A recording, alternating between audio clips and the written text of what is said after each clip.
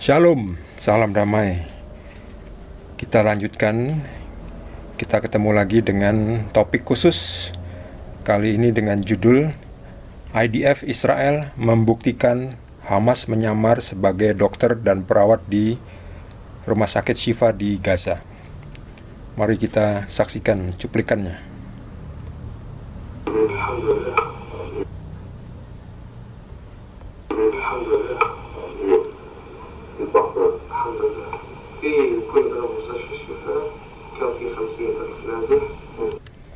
Saya terjemahkan ya. Saya berada di rumah sakit Shifa. Ada sekitar 50.000 orang yang mencari perlindungan di sana. Saya ada di sana di dalam rumah sakit.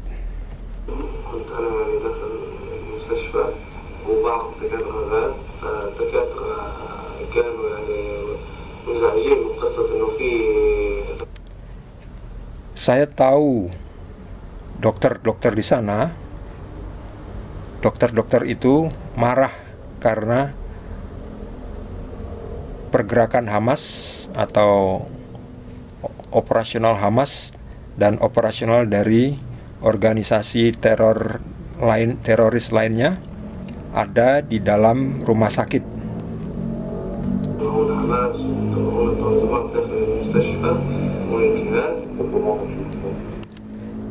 Ada berapa banyak dari mereka yang kamu lihat?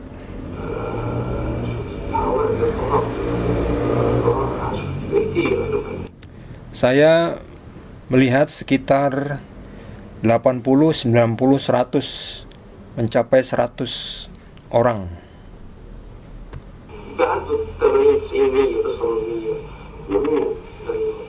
Siapa orang itu? Teroris. Hamas teroris? Hamas dan Jihad Islam. Di dalam rumah sakit?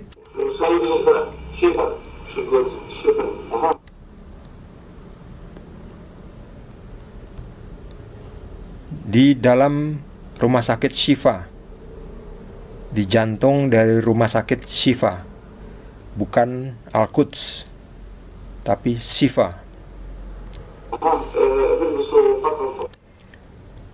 Mereka Hamas operatif atau operasional Hamas, kelompok Hamas, mereka berpakaian sebagai staf perawat, tapi mereka bukan perawat atau bukan juga dokter.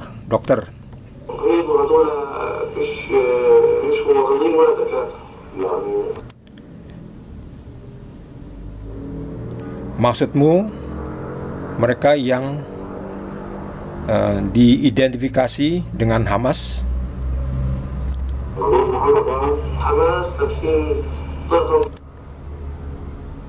Operatif Hamas atau kelompok Hamas berpakaian sebagai staf medis supaya dapat berbaur dengan lokasi, dengan ruang rumah sakit, bahkan juga di bagian ICU, supaya bisa terlihat nampak seperti bagian dari rumah sakit.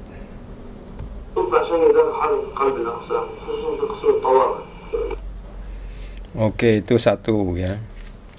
Satu, Hamas menyamar sebagai dokter dan perawat di rumah sakit Shifa.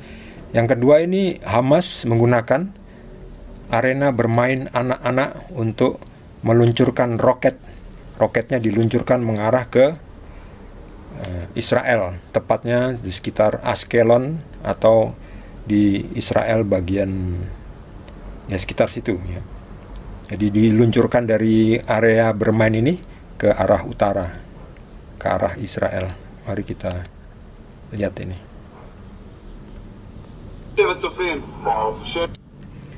Kita berada di bagian dari pergerakan kepramukaan ya. Kegiatan kepramukaan in the northern Gaza Strip, di bagian utara Gaza.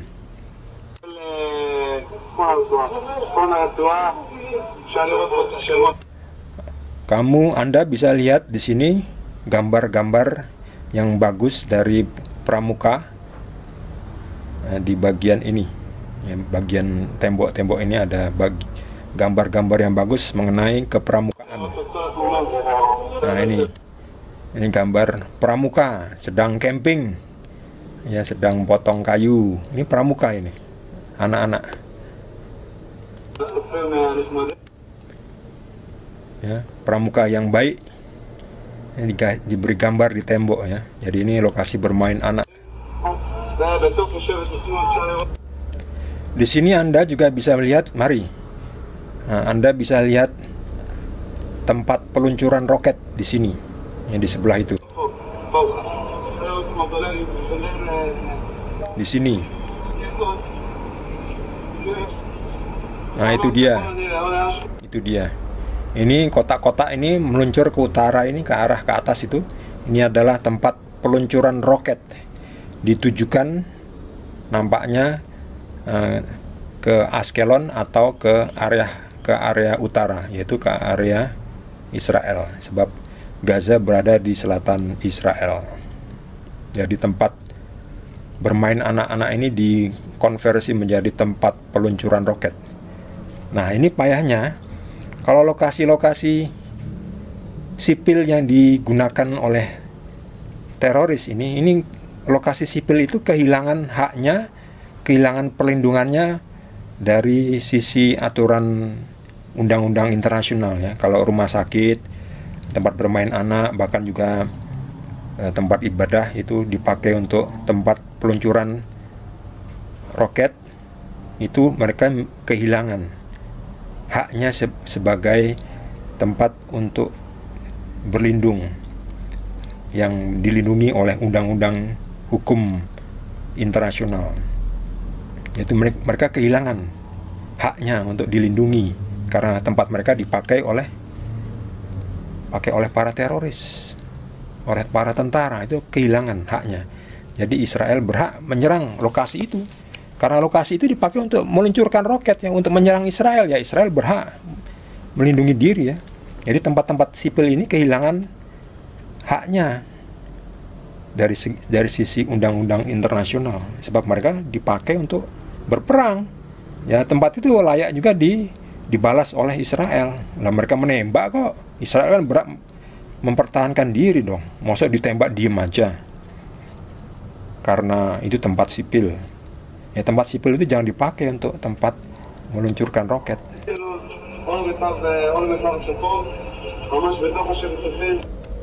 Ya, jadi ini tempat peluncuran roket ini ada di dalam bagian pramuka, ya, tempat pramuka, gedung pramuka ini, tempat bermain anak, tapi dijadikan tempat peluncuran roketnya. Itulah kenapa kami memperlihatkan ini, karena nampaknya di media mainstream di Indonesia kurang berimbang dalam memberitakan berita. Kita butuh berita yang apa adanya, ya, yang kebenaran, ya. Jadi jangan melulu menyalahkan Israel, tapi kita juga harus berimbang, ya. Kalau Israel salah, kita salahkan.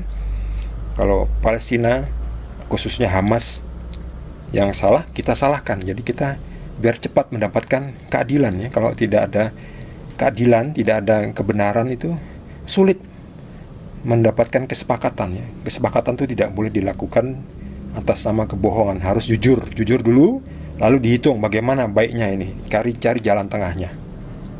Ya, jadi kita harus menonton juga berita yang benar, ya. Jangan berita yang berat sebelah. Terima kasih. Bagi Anda yang belum subscribe, jangan lupa di subscribe dan juga di like. Nah, nanti kita akan perlihatkan lagi berita-berita yang benar, dari sumber yang benar, berita apa adanya. Dan semoga ini juga bisa membantu kita untuk berpikir yang seimbang, mencari hal-hal yang benar, apa adanya. Terima kasih. Tuhan Yesus berkati kita semua.